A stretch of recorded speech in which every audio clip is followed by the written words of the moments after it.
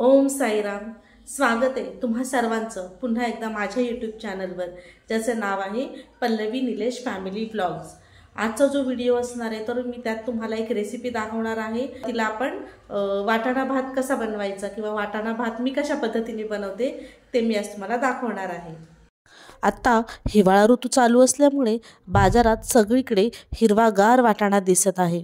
त्यामुळे आमच्याकडे रोज वाटाण्याची भाजी, वाटाण्याची चटणी, वाटाण्याचा पुलाव आणि वाटाणा भात बनत आहे।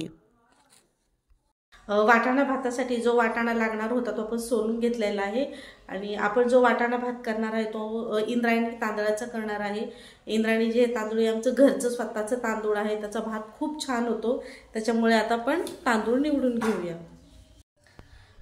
आपल्याला वाटण्यासाठी जे जे लागतं ते आपण काढून घेतलेलं आहे।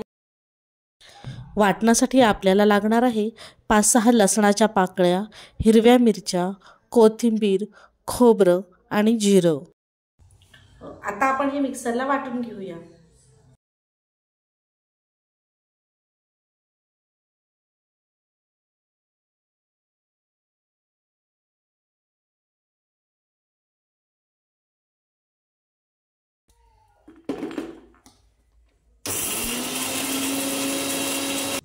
आता आपलं वाटण तयार झालेलं आहे।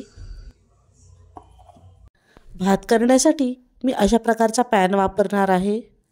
आता आपण भातासाठी काय काय तयारी केली आहे ते बघून घेऊया। लाकडी घाण्यावरचं तेल, स्वच्छ धुतलेला तांदूळ, खडे मसाले, जिरी, मोहरी, हळद, वाटाणा आणि त्यात मी गाजराचे तुकडेही घेतलेले आहेत आणि वाटण। भात बनवताना मध्येच माझा मुलगा आला होता। मम्मी मला पापड दे ना। तळून देऊ माझ्या बाबीला? त्याला माझ्याकडून पापड तळून हवे होते म्हणून मी त्याला 2 पापड तळून दिले।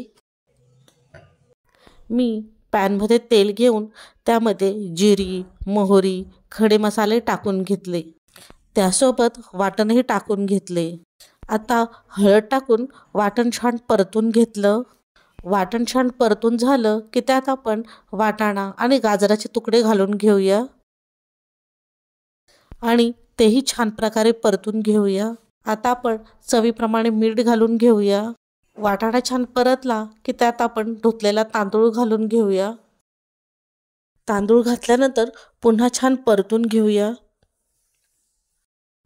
फ्रोझन वाटाणा किंवा ज्याला आपण ग्रीन पीज म्हणतो, हा वर्षभर जरी अवेलेबल असला तरी हिवाळा ऋतूतला फ्रेश वाटाणा खाण्याची मजा काही औरच असते।